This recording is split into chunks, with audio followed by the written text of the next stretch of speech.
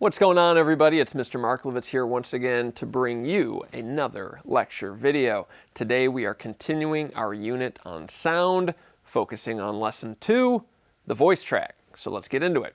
Now, I understand that film is a visual medium, and dialogue and narration, although important, are not the only way to convey information to the audience. This is why we spent so much time on the last unit talking about how the visuals can communicate information to the audience. This is why we did that summative project with the silent film.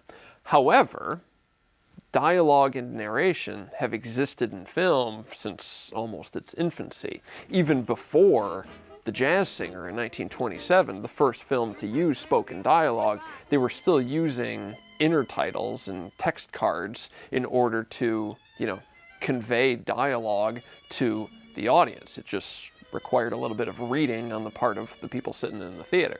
So, what is dialogue and narration? Well, these are the spoken words in a film.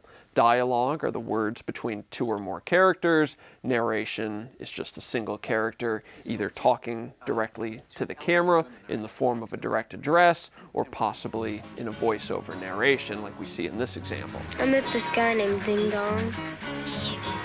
He told me the whole earth is going up in flames.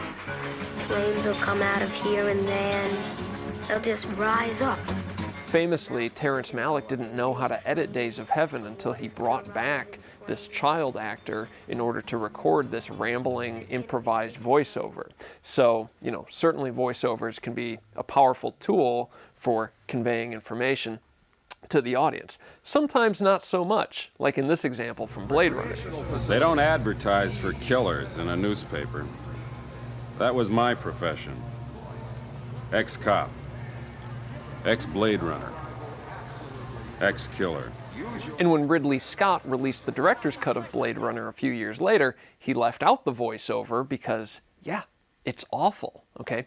Now, remember a few months ago when we were talking about lighting, and I said that lighting is probably the most important thing that a young student filmmaker should be focusing on in order to help their amateur films look a little bit more professional? Remember that? Well, I think recording clear audio is just as important.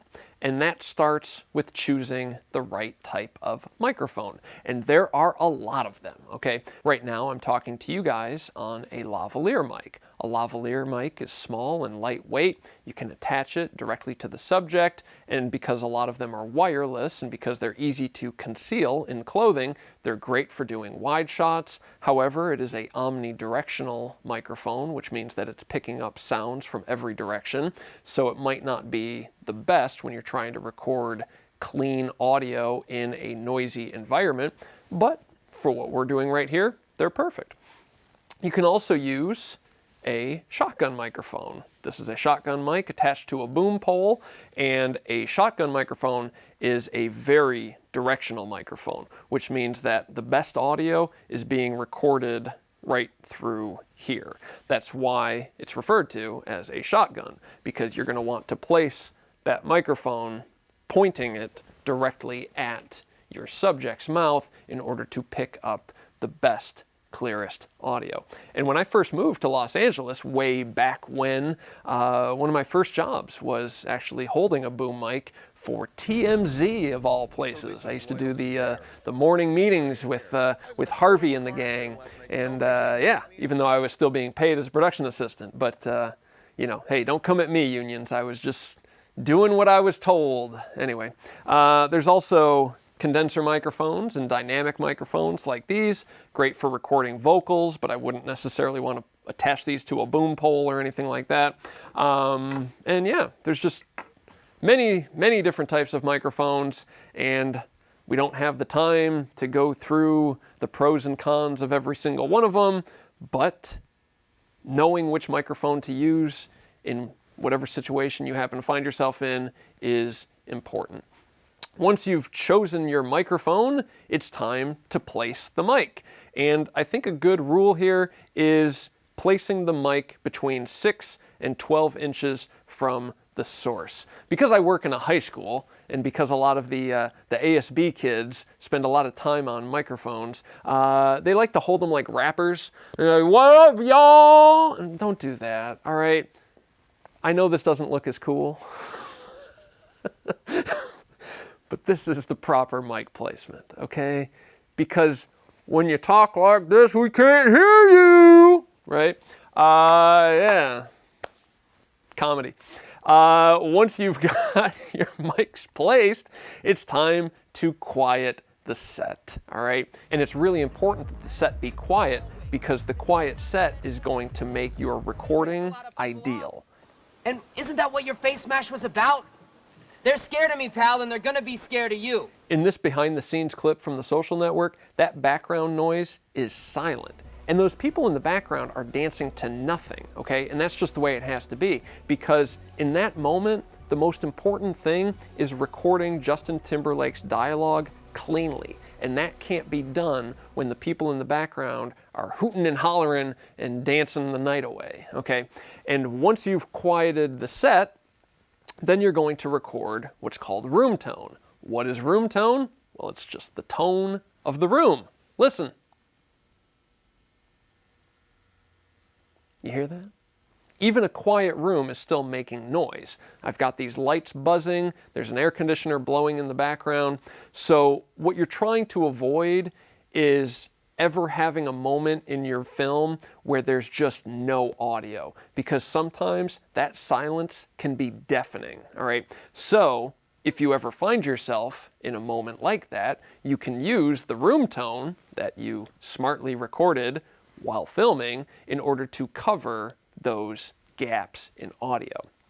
And then it's important to set the levels in order to avoid clipping. Clipping is just distortion, right? Anytime that your audio levels go above 0 decibels, you start to have distorted audio, and that can be very distracting for your audience. You don't want that, okay? So you're gonna wanna set your audio levels between -10 and -12 decibels. That gives you a nice little buffer in case, you know, your subject all of a sudden decides to talk a little louder, and you'll avoid the clipping because you set your levels properly. And it's also important to note when you're setting levels that your subject speak at the same volume during the level setting as they do once you're actually recording. Because working with students, you know, we'll be setting levels and be like, okay, let's set some levels. Hey, what's going on? I'm Mr. Marklevitz. And then you start recording and they're like, hey guys, what's up? It's Mr. Marklevitz, and today we're gonna go ask students what they did for the holidays. Let's go.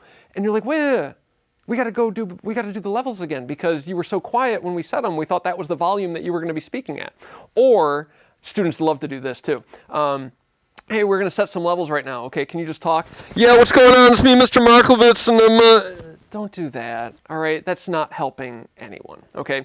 So once you've set your levels, you can get out your handy-dandy clapboard here. Now, a clapboard is great for conveying information to the cast and crew, letting everybody know, you know, what take we're on, what scene we're in, and all that.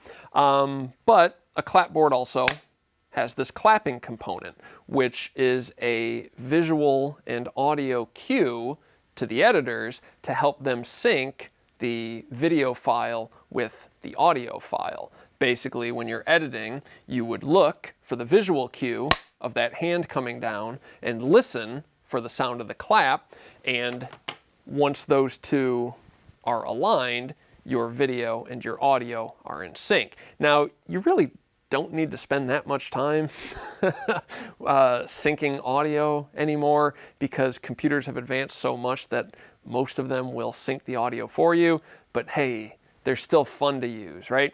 And then once you've done all that, you can start recording, right?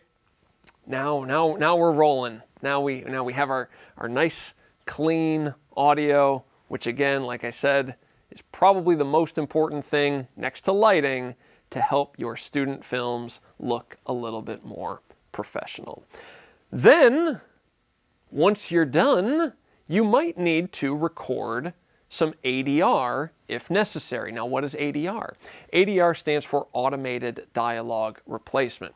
Sometimes the audio that you record in the field just isn't the best, all right? You've got too much background noise that you couldn't control on set, whatever. So you bring your actor or actress back into a studio, have them watch what was filmed, in some cases weeks or months earlier, and have them re-record the dialogue. Now you might be thinking, Mr. Marklevitz, that probably never happens. No, it happens a lot. It happens a lot more than you think, okay? And yeah, it is a necessary step in recording clean audio. And that leads us to our lab assignment. You are going to choose a scene from an existing film and use ADR to replace the dialogue. Now, I've chosen 5 scenes for you. You're just going to pick one of those 5.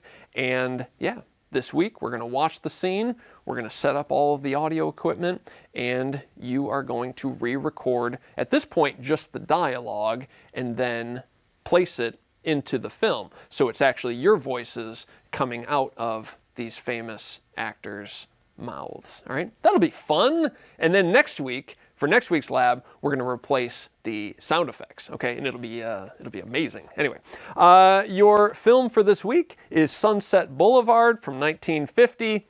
A wonderful, wonderful film. Unique in its voiceover narration. It's famously narrated by a dead person, so that's different, okay? And yeah, just a wonderful film about the pros and cons of working in the entertainment business. I am big. It's the pictures that got small. Email me if you have any questions or talk to me in class. Otherwise, thanks for watching. Bye.